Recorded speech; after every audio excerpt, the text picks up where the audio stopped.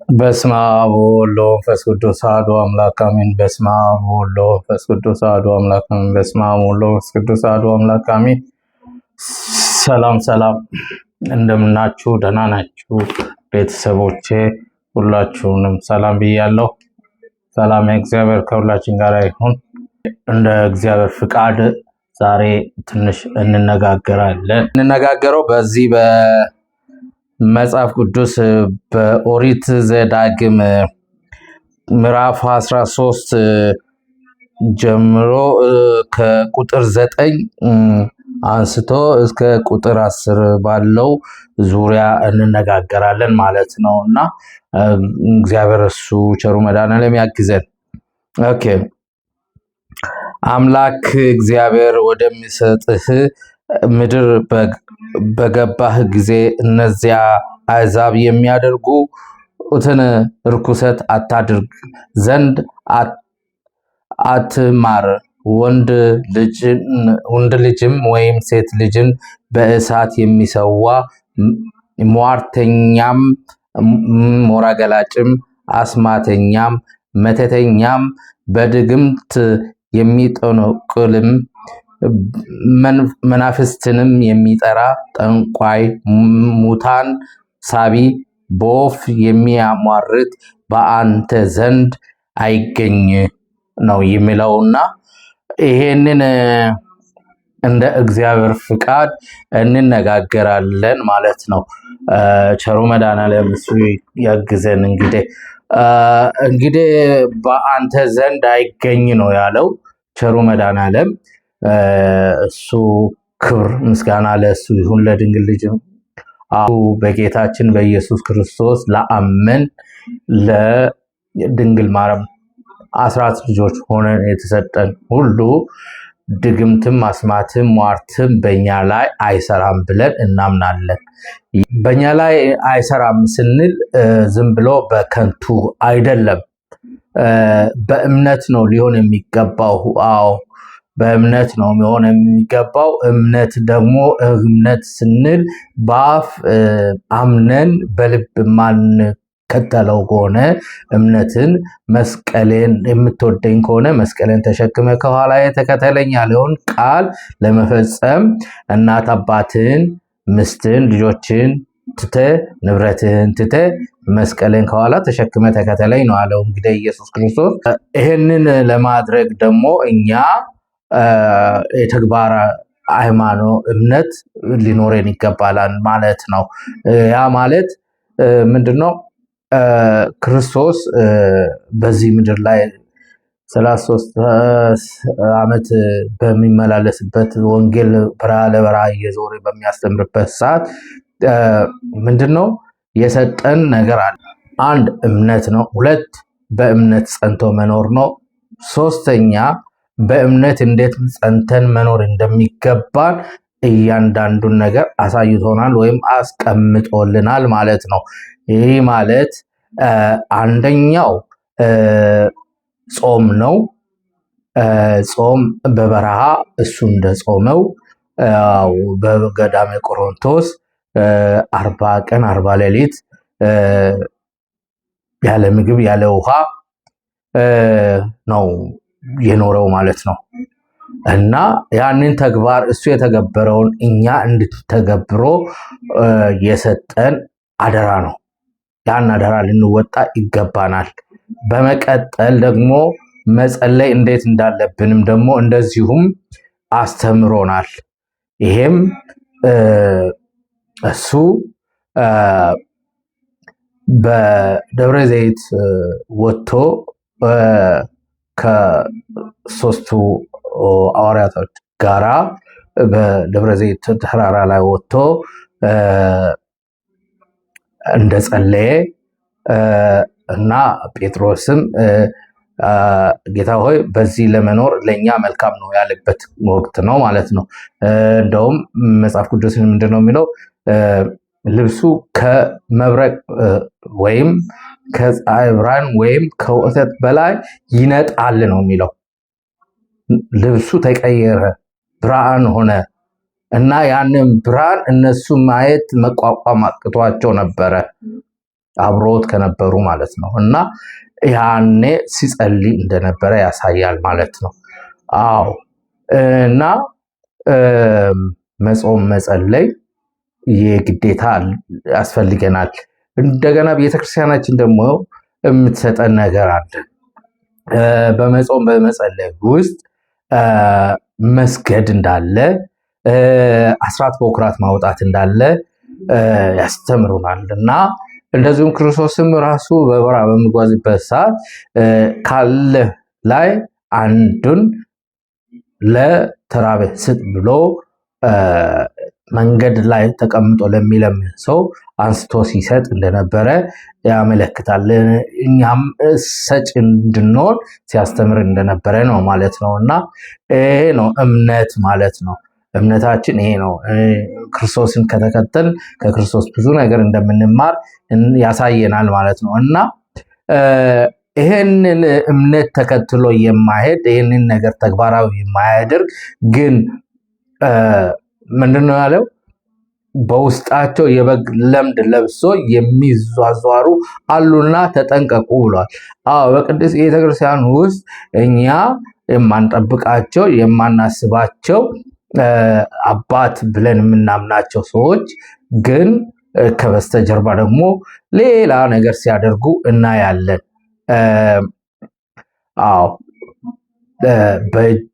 በቀኝ እጃቸው መስቀል፣ በግራ እጃቸው ደግሞ ቅጠል እና የተለያዩ ነገር ይይዛሉ ማለት ነው። አሊያም ደግሞ ከአማኞችም ውስጥ በዚሁ መልኩ የሚሄዱ አሉ። ለዚህ ነው በመተትና በሟርት ከሚሄዱ ለአንተ አይሁን ያለው ክርስቶስ ይሄን ነው። ለእኛ ማድረግ የማይገባን ነገሮች ናቸው። ለምሳሌ አሁን ሞራ ገላጭ ስንል ሞራ ገላጭን አሁን እኔ በሀገር ቤት በደንብ አውቃለሁ። ይህንን ነገር ሲጠቀሙ የነበሩትን እኔ አሁን ወደ ቦረና አካባቢ ነው ትውልድም እና እዛ አካባቢ በቦረና ባህል ውስጥ ፍየል አርደው የፍየል አንጀት በሚያወጡበት ሰዓት ሞራውን ዘርግቶ ያዩት እንደነበረ፣ በዚህ ወቅት ዝናብ ይዘንባል፣ በዚህ ወቅት ራብ ይሆናል፣ በዚህ ወቅት ጦርነት ይሆናል፣ በዚህ ወቅት እንደዚህ ምናምን ብሎ ይተነብያሉ። ያ እውነት ነው ሐሰት ነው?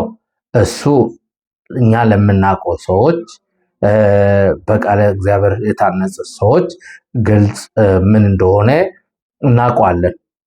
እኔ አሁን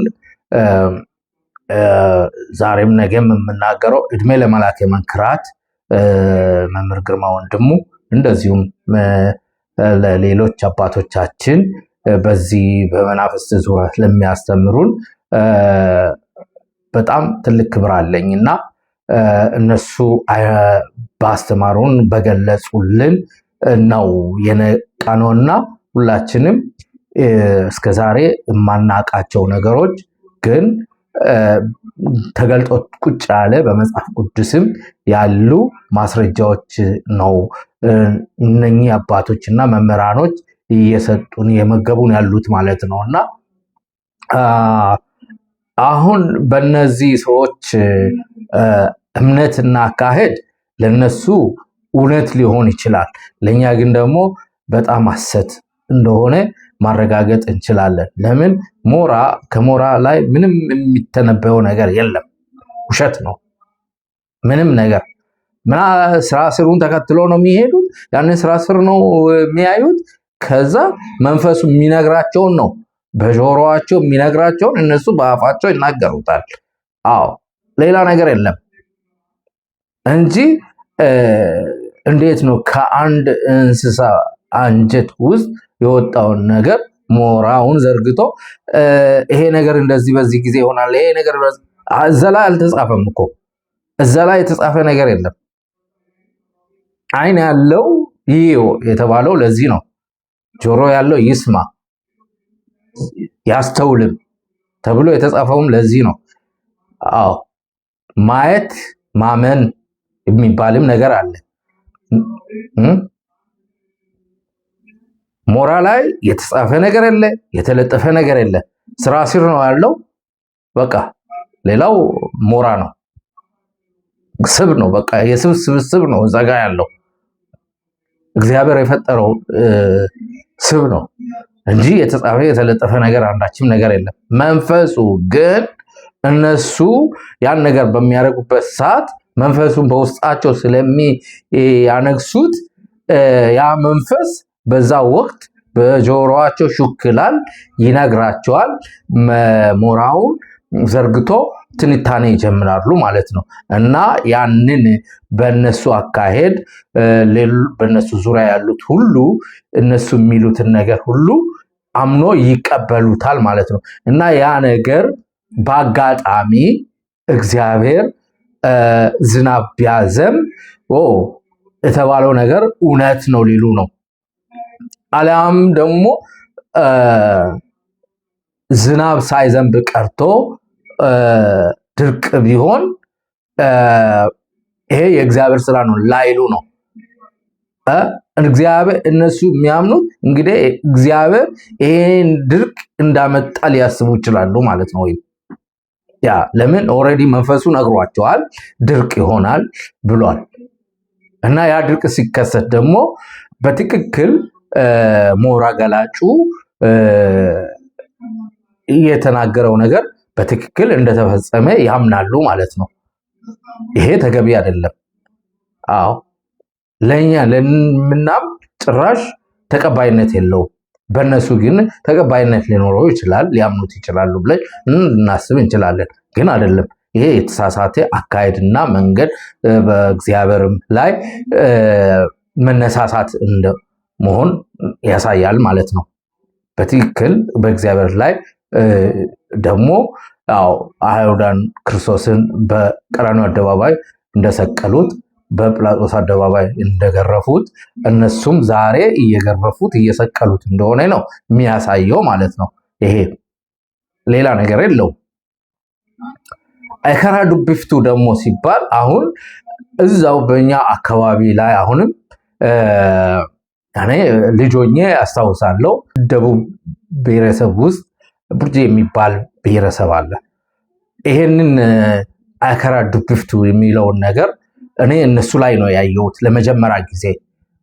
አዎ እነዚህ ቡርጂ የሚባሉ ብሔረሰቦች ላይ አይከራ ዱቢፍቱ የሚለውን መቃብር እስላም መቃብር ላይ ሄደው አንድ አባት ሞቶ ነበረ አስታውሳለሁ። የሱ መቃብር ላይ ልጆቹ ውርስ ፈልጎ ነበረ። ውርሱ ለማን እንደተሰጠ ከሀገር ሽማግሌዎች ላይ አንደበት ሲሰሙ ማመን ስላልቻሉ አይከራ ዱቢፍቱን ጠርቶ ሄዶ አናዘው ይጠይቀዋል ተብሎ ንዛዜው በዛ መልኩ ሲነገራቸው አይሆንም አሁንም ብለው ወደ ክስ ደረጃ ሄደው ተካሶ ብዙ ደረጃ እንደደረሱ አስታውሳለሁ። ግን በልጅ አእምሮዬ ማለት ነው። አትሊስት በዛን ሰዓት እኔ የ10 ምናምን ዓመት ልጅ ነኝ እና ይሄን ነገር አስታውሳለሁ። በተለያየ መልኩ መናፍስትን ጠርቶ ማናገር ከእግዚአብሔር ጋር ትግል መግባት ማለት ነው። እኔ አቅላችኋለሁ እንደማለት ነው። እግዚአብሔር አያቅላችሁም እኛን የምናቅላችሁ እንደማለት ይሆናል ማለት ነው። እና ይሄን ነገር ተቀባይነት የለውም ምንም። ይሄ በቃ ክርስቲያን የሆነ ሰው በኢየሱስ ክርስቶስ በድንግል ማርያም ልጅ የሚያምን ሁሉ ምንም አይነት ነገር ከእንደነዚህ አይነት ሰዎች ጋር ውል አለመግባባት ነው። ከነሱ ጋራ ማዕድ አለመቁረስ ነው። በጣም መራራቅ ያስፈልጋል። ለምን አላስፈላጊ ነው። አስፈላጊ ያልሆኑ ነገሮች ናቸውና ነው። ለምን ጥንቆላና ሟርት በእስራኤል ላይ አይሰራም ብሎ መጽሐፍ ቅዱስ ይናገራል። እውነት ነው። ለኛ ለምናምነው አይሰራም። ግን ደግሞ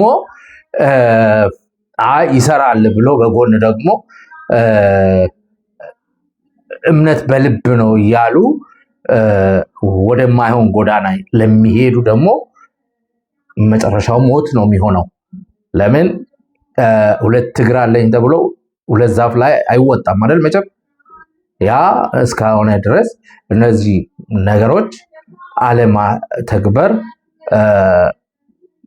አስፈላጊ ነው ብዬ አምናለሁ። በተለያየ መልኩ መጠንቆል አሁን በሞራ የሚጠነቁሉ አሉ፣ በእንስሳት ላይ የሚጠነቁሉ፣ በአይዋፍ የሚጠነቁሉ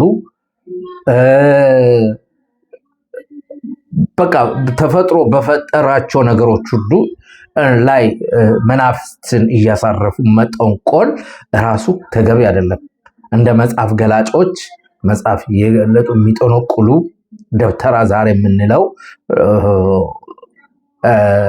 የቤተ ክርስቲያንን ስም ለማጉደፍ ሲሉ የሚያደርጉት ነገር በጣም የሚገርማችሁ ነገር በተለይ በቤተ ክህነት ውስጥ እያሉ ይሄን ነገር የሚፈጽሙት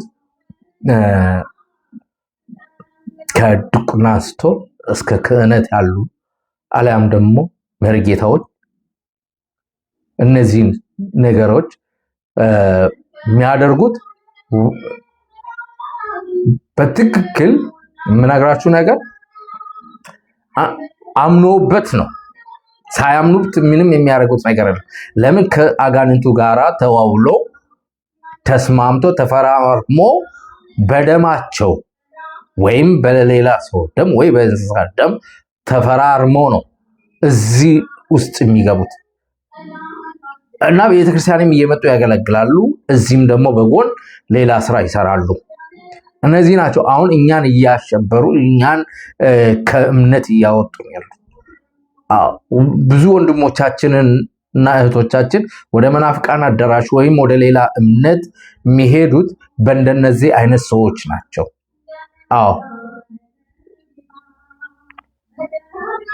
እና በጣም ያሳዝናል። አሁን ለምሳሌ አይታችሁ ከሆነ ቄስ ሄኖክ ጋ በእንቁላል ተመትቶ እችን ሴት አሁን ለመግደል ነው ወይስ ለማዳን ነው? እንዴት ነው እንቁላል ላይ ተመትቶ የሆነ ቅጠላ ቅጠል ጨቅጭቆ ፈይቶ ምናምን ነገር ይሄንን እንደዚህ ላይ እንደዚህ ነስንሰሽ ምናምን እንዴ በስላሴ ስም የማይሆን የማይደረግ ነገር ነው ያደረጉትና ይሄ ነገር ተገቢ አይደለም። ሰው እኛም አንዳንዴ ይህንን ነገር ስናደርግ ወይም ሄደን ስንቀበል ምንነቱን ማወቅ መቻል አለብን። አባቶች ጋር መንፈስ አለ የለም የሚለውን ነገር በመጀመሪያ ደረጃ መመርመር መቻል አለብን። መመርመር መቻል አለብን። ለምን የማንመረመር ከሆነ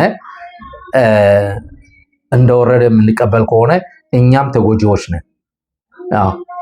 አንድ ነገር እኛ አባት እንደዚህ ያደርጉልሻል፣ እኛ አባት እንደዚህ አይነት ጥሩ አባት ናቸው ከተባለ እኛን አባት መጀመሪያ ጥሩ ናቸው፣ ኦኬ ጥሩ ነው፣ እሺ። ግን አንተ በራሲ ወይም አንቺ በራስሽ ስለዚህ አባት ማንነት መጀመሪያ ማወቅ መቻል አለብሽ። ጓደኛ ስለነገረ ወይም ጓደኛች ስለነገረች ማመን መቻል ብቻ አይጠበቅብሽም። አይምሮ የተሰጠን እንድናመዛዝን ነው ነገሮችን እና ይሄ ነገር ምን ያህል እውነት ነው? እኛ አባት እውነተኛ አባት ናቸው ወይስ ከጀርባቸው በሆነ ነገር አለ? ይሄንን ማወቅ መቻል አለብን። የተሰጠን ነገር ሁሉ ትክክል ነው ማለት አይደለም። ሐኪም ዶክተር ፊት ቀርበ አይደለም እኮ መድኃኒት የተሰጠ። አንተ በማታውቀው ሰው ተልኮልህ ነው ሊሆን ይችላል። ወይ በአንተ ዘመድ ወይ በእህት ወይ በወንድም ወይ በአጎቲ ወይ በጓደኛ በኩል የመጣልኝ ነገር ነው፣ መድኃኒት ነው ይሄ ነገር። ጸበል ነው ብሎ ራሱ ቢሰጥ ጸበል መሆኑን እርግጠኛ አይደለም፣ አትጠቀመው። እርግጠኛ ስትሆን ነው መጠቀም ያለብህ። ለምን ዛሬ ላይ ማንንም ማመን የለብንም። ይሄ እምነት ነው፣ ይሄ ጸበል ነው ብሎ አምጥቶ ለሚሰጠን ሰው አምነን ላለመቀበል አለብን። ለምን ያን ነገር ከየት የመጣ ነው? አንዳንዶቹ ከገዳም ነው ያመጣሁልሽ ሊል ይችላል፣ ወይ ከገዳም ነው ያመጣሁልሽ ሊል ይችላል። ለምን? አንተን ለማጥቃት ስለሚፈልግ ያንተን እምነት ጠንቅቆ ካወቀ በቃ በእምነት ስም በጸበል ስም ከገዳም ነው ከአባቶች ነው ብሎ ሊያታልል ይችላል። ግን የትኛው ገዳም ነው? ከየትኛው ገዳም ነው የመጣው? ከየትኛው አባት ነው የመጣው? ይህን ነገር ጠንቅቀን ማወቅ መቻል አለብን፣ ማጣራት አለብን። አሁን ቀሲስ ሄኖክ ጋር የቀረበው ሰው በእውነት በጣም አደንቀዋለሁ፣ ሳላደንቀው አላልፍም እኔ። ለምን? ሄኖክ ጋር ሄጄ እውነት ከሆነ አስባርኬ እጠቀመዋለሁ ብሎ ነው። ምስቱም እንዳትጠቀም እሱም እንዳይጠቀም አስሮ ቁጭ አድርጎ ነው። እንደዛም ሆኖ መንፈሱ ሳይገባ አልቀረም። ስራውን ባይሰራም በሱ ላይ አድፍጧል፣ ተቀምጧል። አየ እና መስበር መቻል አለብን እንደዚህ አይነት ነገሮችን። በጓደኛ በዘመድ አዝማድ የሚመጡ ነገሮች ኮተቶች በጣም ብዙዎች ናቸው። እና መጽሐፍ ቅዱስ ስናነበው እውነትን እናገኛለን። አሁን ምንድነው አንድ ጦንቃይ ለራሱ የማያደርገውን ነገር ለራሱ የማይፈጽመውን ነገር ለአንተ ፈጽምልሃለሁ ሲል እንዴት ነው እኛ የምናምነው? እስቲ በምን አይነት አይምሮ ነው የምናስበው?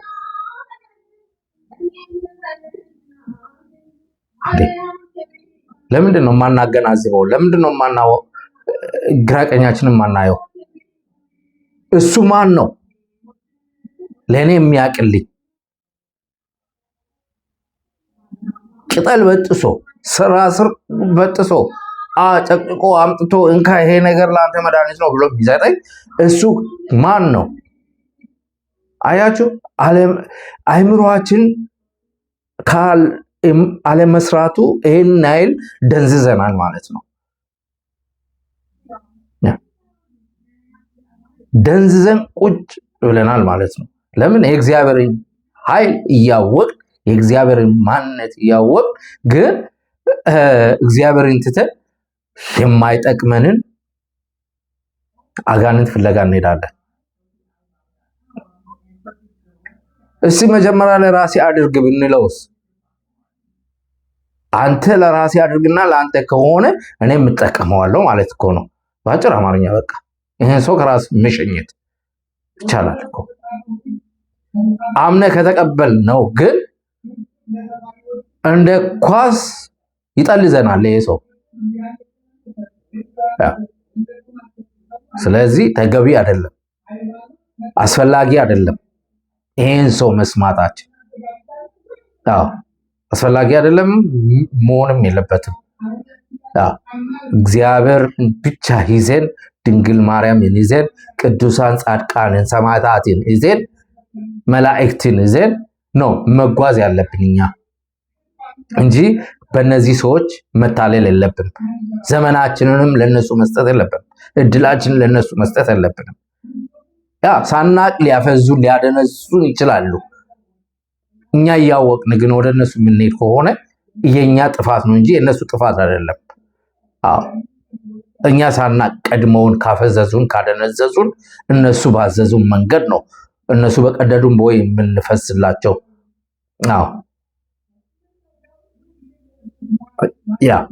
ካለዛ ግን መጠንቀቅ ያስፈልጋል። በጣም መጠንቀቅ። መራቅ የምንችለው በእግዚአብሔር ኃይል ስናምንና እግዚአብሔርን ጋሻ ስናደርግ ነው። ቅዱሳንን መከታ ስናደርግ ነው። ከነሱ ጋር ስንለጠፍ ነው ከነዚህ ሰው ማምለጥ የምንችለው እንጂ በእኛ ኃይልና በእኛ ምንም የሚሆን ነገር የለም። ልባችን ለሁለት መከፈል የለበትም። በጭራሽ መጠራጠር የለብንም። ለምን አንታመምም? ለምን አልጋ ላይ አንውልም?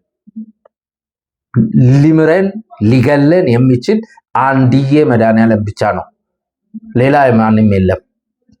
ይሄንን ብትጠጣ፣ ይሄንን ብትበላ፣ ይሄንን ብትቀባ የሚል አካል ቢመጣ ጆሮአችን አንስጠው። ሰብ ሆኖ ግን የምናምነው ሰው ከሆነ ጸበል አምጥቶ የሚቀባን ከሆነ እምነት አምጥቶ የሚቀባልን ከሆነ አዎ ምን አምነው ሰው ማናምነው ሰው ከሆነ ግን በጣም ይከብዳል። በአሁኑ ሰዓት ሰውን ማመን ራሱ በጣም አስቸጋሪ ነው። ማንን እንደምናምን አራቅም። ለምን በዛሬው ቀን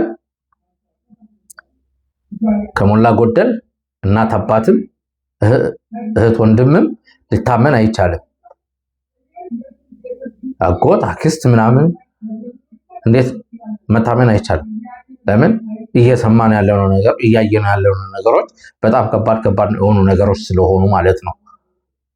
አዎ ስለዚህ ጥንቃቄ ባለው አካሄድ ብንሄድ እናተርፋለን እንጂ አናጎልም።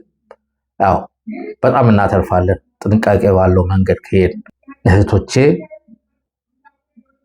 አንስተው ምናምነው ይህኛው ቤተሰብ ሆኖ ግን ምናምነው ሰው ከሆነ መናፍስት እንዴት እናንተን እንደሚያሰቃይ የማታውቁ ከሆነ በጣም ትጎዳላችሁ። በሰው ቤት ያላችሁት፣ በባዕድ ሀገር ያላችሁት ሁላችሁም ጊዜ አንዲት እህቴ በጣም ያመኛል፣ ምግብ መብላት አልችልም፣ ምግብ ባሰብኩ ቁጥር ሆዴን ያስጨንቀኛል፣ አልበላም፣ ውሃ ከጠጣው ራሱ ያቃጥለኛል ነው አለች። እና ምንድነው ለምንድነው ሐኪም ቤት ሄደሻል? ሐኪም ምን አለሽ ብዬ ጠየቅኳት። ምንም ያልተሰጠኝ መድኃኒት የለም። አልትራሳውንድ አይታይቻለሁ፣ ጮጋራዬ ደህና ነው፣ ግን ምግብ ሲያሰኘኝ መብላት አልችልም፣ ውስጤ ይቃጠላል፣ ይነዳል አለኝ። ሁለተኛ አቅም የለኝም፣ ይደክመኛል አለኝ። እና እስቲ ውዳሴ ማርያም አለሽ መጽሐፍ አልኳት። አለኝ ግን ገልጬ አንብቤው አላቅም ነው አለችኝ። ለምን ስላት ጊዜ አላቅም አለች። ያስጠላሻል ወይስ ምንድን ነው አልኳት። አይ እሱ ሰዓት እኔም አላወኩም። ኦኬ እስቲ ለሁሉም ነገር ከቻልሽ ውዳሴ ማርያምን የዕለቱን አድርሺ አልኳት።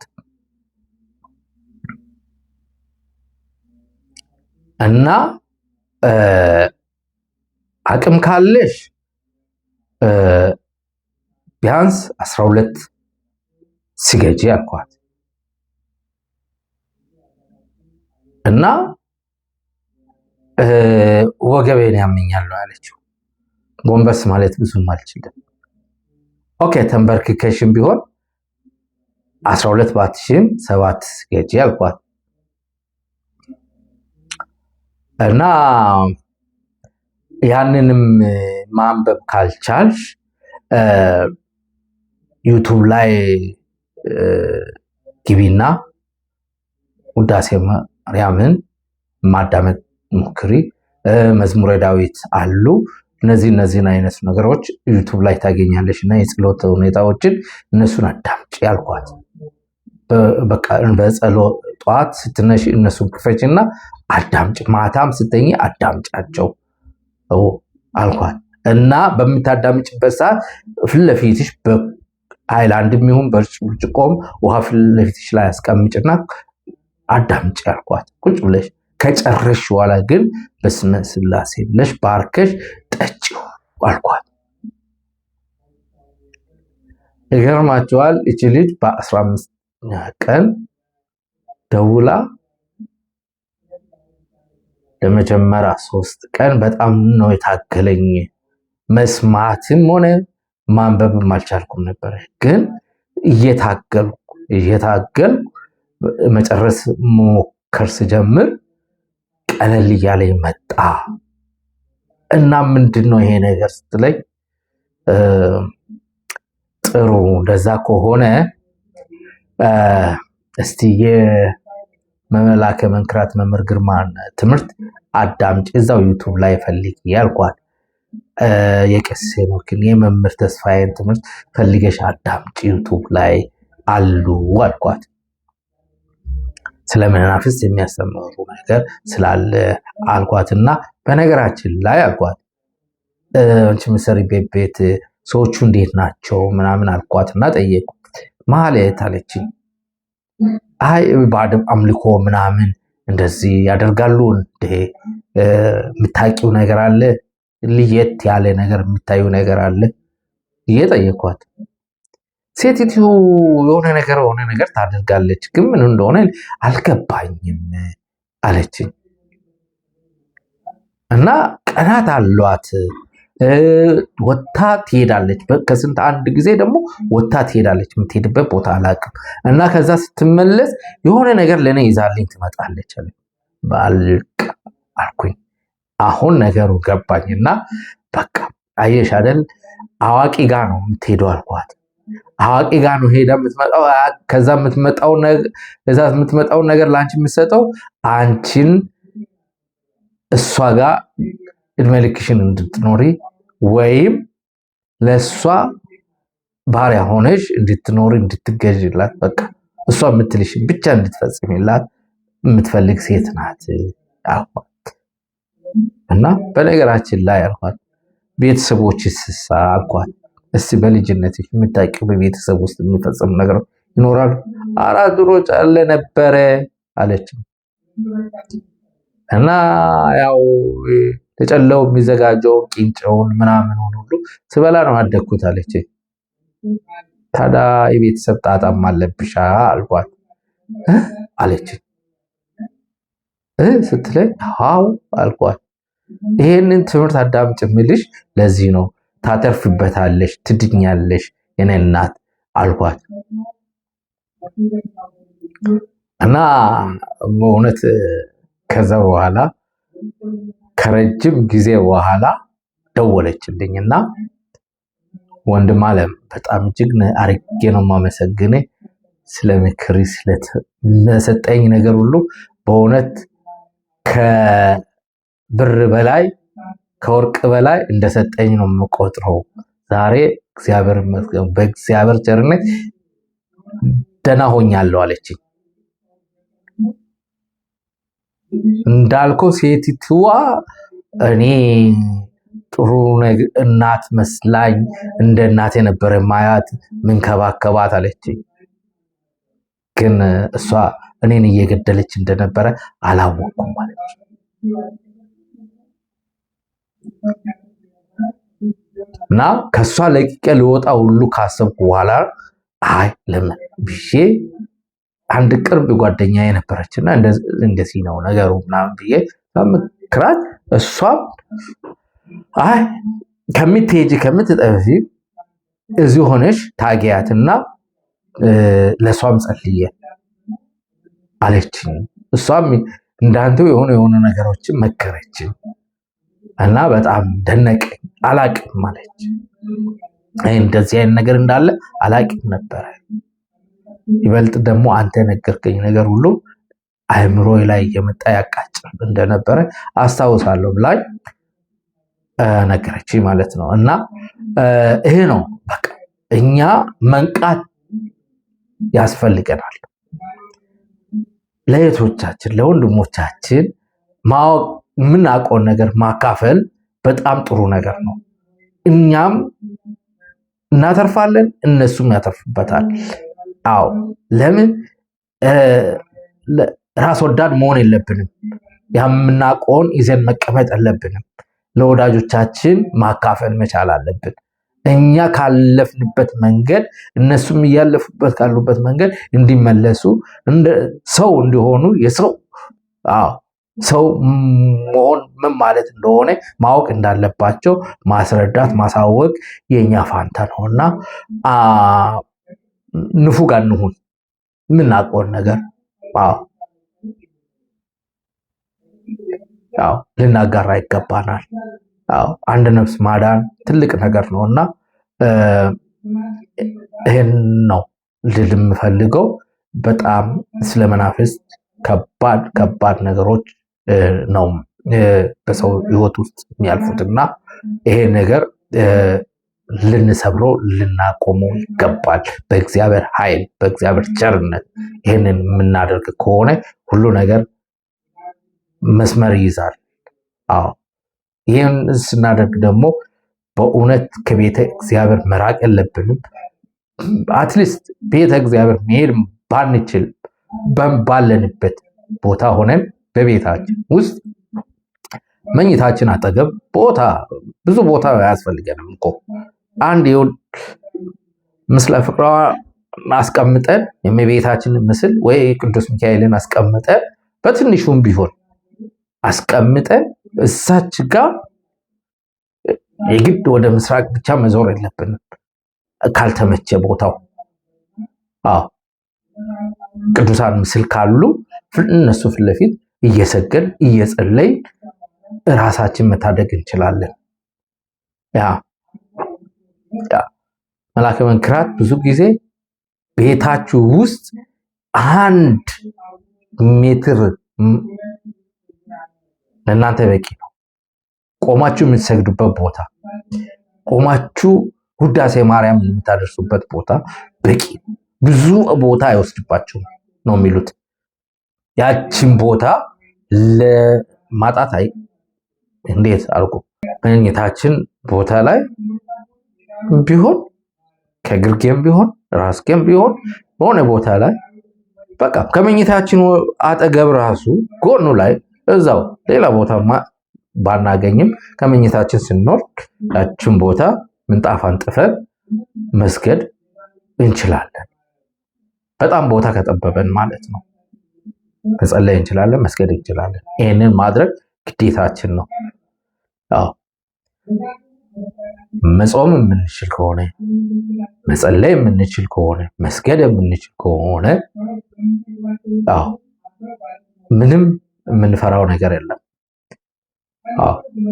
አስራት በኩራት ስጡ ብዙ ጊዜ ተብሎ ይነገራል አይደል? አስራት በኩራት መስጠት ገንዘብ ብቻ ነው እንደሚሰጠው? ለእግዚአብሔር እኮ ገንዘብ ብቻ አይደለም የሚሰጠው። ከጉልበታችን ራሱ ለእግዚአብሔር አስራት መክፈል መቻል አለብን። እኛ ከጉልበታችን ለእግዚአብሔር አስራት የማንሰጥ ከሆነ የገንዘብ አስራት ሰጠን አልሰጠን ገንዘቡ እኮ እግዚአብሔር አይደለም የሚጠቀምበት፣ ቤተ መቅደሱ ነው። አባቶች ናቸው ለቤተ መቅደስ አስፈላጊውን ነገር የሚያሟሉበት። ለእግዚአብሔር ደግሞ እኛ ላባችንን ወዛችንን ጻፍ አድርገን ሰግደን ከተነሳን በጣም እንባረካለን፣ በጣም እንቀደሳለን። የሰላም ህይወት ነው የምንኖረው። ስለዚህ እኔ በስተመጨረሻ ሊል የሚችለው በእውነት በእግዚአብሔር እንጣበቅ፣ ከእግዚአብሔር ጋር እንጣበቅ፣ ከእግዚአብሔር ጋር ያለንን ነገር አጠንክረን እንያዝ ነው የምለው። ለምን ከዚህ ውጪ ማምለጫ መንገድ የለንም። ምንም እመቤታችንን መማፀን፣ በእንባ መማፀን። ቅዱስ ዳዊት ምንድን ነው ያለው? ሌሊቱን ሁሉ ምንጻፌን በእንባዬ አጽባለሁ። እንባ ዋጋ እንዳለው ቅዱስ ዳዊት ይነግረናል ማለት ነው። እንባ ምን ያህል ዋጋ እንደሚያሰጥ፣ እንባ ምን ያህል ድንን በእንባችን ምን ያህል መዳን እንደምንችል ቅዱስ ዳዊት ይነግረናል። ስለዚህ ማንባት ማልቀስ ለኛ ተገቢ ነው። አንዳንዴ ውስጣችን ያደፈጠው ልባችን ያደነደናል፣ እንባ እንዳይኖረን አድርገናል። እኔ ብዙ ጊዜ እውነቴን ነው የምላችሁ በምጸልይበት ሳለ በቃ አልቅሼ ከእመቤቴ ጋር ማውራት እፈልጋለሁ፣ ግን ይከብደኛል። የለም በቃ ያዘንኩ ብቻ አውራታለሁ። በጣም ይቸግራል። ለምን ይዘጋል? ለምን ካለቀሽ ወይ ካለቀስ ወዲያው አቅም ያጣል። ለምን የምታለቅሰው ለቅሶ ለአጋንንት ኃይለኛ ሴፍ ነው የሚሆነው፣ ይገዘግዟል። ለምን ንጹህ እንባ ነው የምታፈሰው በፈጣሪ ፊት። ከመጋዝ በላይ ነው የሚሆንበት፣ አይወደውም። እውነት ነው የምላችሁ ከኛ ከወንዶች እናንተ ሴቶች በጣም ለፈጣሪ ቅርብ ናችሁ። ልባችሁ ክፍት ስለሆነ መቀበልም አለመቀበልም የምትችሉበት ሁኔታ ላይ ስላላችሁ እውነቴን ነው የምለው እና ለፈጣሪ ያላችሁ ጊዜ አትንፈቁ። በቃ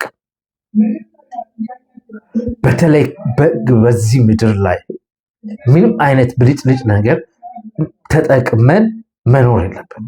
ለእግዚአብሔር በፈጠረን መልክ ልንደሰት ይገባናል። እግዚአብሔር በሰጠን ነገር መደሰት ይገባናል። አርተፊሻል ነገር በራሳችን ላይ መለጠፍ፣ ይህን ዱቄት በራሳችን ላይ መነስነስ ምንም ተገቢ አይደለም። ምንም አላስፈላጊ አይደለም። ኩል መኳል፣ ቅንድብ በቀንድብ ከንፈር ማቅላት፣ ውሻ ደም ሲጠጣ የነበረው አፍ ያስመስለው መሄድ በጣም ያስጠላል። ጥፍር እግዚአብሔር የሰጠንን ጥፍር እያለ ሌላ አርቲፊሻል ፕላስቲክ እዚህ ላይ መለጠፍ ምንም ዋጋ የለውም፣ ትርጉም የለውም። ለዛውም ተወጉበት። እኔ በጣም አንዳንዶቹ ከዚህ ከጣቴ ሁሉ ርዝመት ይረዝማል። እዚህ ላይ ለጥፎ ሁለት ጣት እኔ እዚህ ሀገር ላይ አንዳንድ ቢሮ ስገባ ጥፍራቸው ከጣታቸው ረዝማል እና ኮምፒውተር ሲነካኩ በጣም ይቸገራሉ። በቃ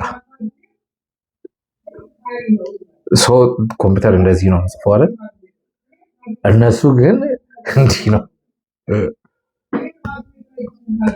በጣም በቃ ኪቦርዱ መንካት በጣም እየተቸገረው ነው እና ይሄ ተገቢ አይደለም። እግዚአብሔር በሰጠን ነገር መኩራት መቻል አለብን። ባናፍር ጥሩ ነው። በዚህ ነገሮች ሁሉ በእግዚአብሔር ፊት እንጠየቃለን። እኔ አሳምሬ አልፈጠርኩሽም ወይ ነው፣ እኔ አሳምሬ አልፈጠርኩም ወይ ነው የምንባለው። አሳምሮ በፈጠረን አምላክ ፊት የምናፍር ከሆነ በጣም ያስጠላል። ዛሬ አምሮብን ሊሆን ይችላል፣ ውብ ሆነን ልንታይ ይችላል በሰው ደረጃ በሰው ፊት። ግን በእግዚአብሔር ፊት ደግሞ በጣም ቆሻሾች ነን፣ በጣም የተጣልን ወራዳዎች ነን። እግዚአብሔር አይፈልገውም እንደዚህ አይነት ነገር እና ፕሊዝ ከእንደዚህ አይነት ነገር ራሳችንን እናግልል። ባለን ነገር ተጋግጠን እንውጣ፣ አምረን ውበን እንታይ ባለን ነገር። ለምን መናፍስቱ ይሄንን ነው የሚፈልገው? ምንድን ነው የሚለው? ጥፍር የአጋንንት መኖሪያ ቤት ነው፣ ጥፍርን ለምን ታሳድጋላችሁ ይለን ነበረ። እኔ በተለይ እህቶችን በጣም እናገራል። ጥፍር የሚያሳድግ የኔ ልጅ አይደለም ብለው ጥፍር አሳድጋችሁ ካየው በቃ ከኔ ጋር አንድ ቤት አትኖሩም ይላል እና ጥፍር የአጋንንት መኖሪያ። እኔ ከአያቴ ይህን ነገር ይሰማል። ግን እሱ እንደቀል የሚናገራቸው ነገሮች እኔ አሁን ወቅቱ እውነት አጋንንት መኖሪያ መሆኑን ገና ዛሬ ነው አወቅኩት እንጂ ያን እሰማለሁ እንጂ ምንም በቁም ነገርም አልቆጥረውም ነበርና ይሄ ነው ልላችሁ የምፈልገው። በተረፈ ግን በእምነታችን ልንኮራ ልንደሰት ይገባናል። እምነታችን ላይ እንደ ሙጫ ተጣብቀን ልንኖር ይገባናል እና እንዳልኳችሁ መናፍስትን ለማሸነፍ መናፍስትን ለመጣል ጌታ ኢየሱስ ክርስቶስ የሰጠንን አደራ ልንወጣ ይገባል። አደራው ደግሞ ምንድነው? መጾም፣ መጸለይ፣ መስገድ፣ የተራበው ማብላት፣ አስራት በኩራት ማውጣት። ስጋዬን ያልበላ ደሜን ያልጠጣ ከኔ ጋር ህብረት የለውም ብሏል። የመጨረሻ አይደመደመው። በቃ ስጋዬን ያልበላ ደሜን ያልጠጣ ከኔ ጋር ህብረት የለውም፣ ምንም አላቆም አያቀኝም ነው ያለው። ስለዚህ ስጋውን በልተን ክብሩን ለመውረስ የሱ ፍቃድ እንዲሆንልን እንለምናለን ማለት ነውና ይሄንን ልናደርግ ግድ ይለናል እላለሁ። እዚህ ላይ ይበቃናል። እንደ እግዚአብሔር ፍቃድ በሚቀጥለው ቪዲዮ ደግሞ እስከምንገናኝ ቸር ሰንብቱኝ እላለሁ። ቪዲዮውን በነገራችን ላይ ላይክ፣ ሼር፣ ኮፒ አድርጉት ነው የሚባለው መሰለኝ። ያው ዩቱብ ነው ቲክቶክ ነው ኮፒ የሚደረገው መሰለኝ እና ትንሽ ጊዜ ስለጠፋሁባችሁ ያው ነገሮችም እንትን ብሎኛል እና በእውነት እጅግ አድርጌ ነው ማመሰግናችሁ። በጣም ወዳችኋለሁ። በጣም ነው ማከብራችሁ። ሰላም ቆዩልኝ እላለሁ እስከምንገናኝ ድረስ። እንዳልኳችሁ ግን ሼር አድርጉት፣ ላይክ አድርጉ። ሀሳብ አስተያየታችሁን በጣም እፈልገዋለሁ። ሀሳብ አስተያየታችሁን አጋሩኝ። እስከምንገናኝ ቸር ሰንብቱልኝ እላለሁ። ወዳችኋለሁ። ባይ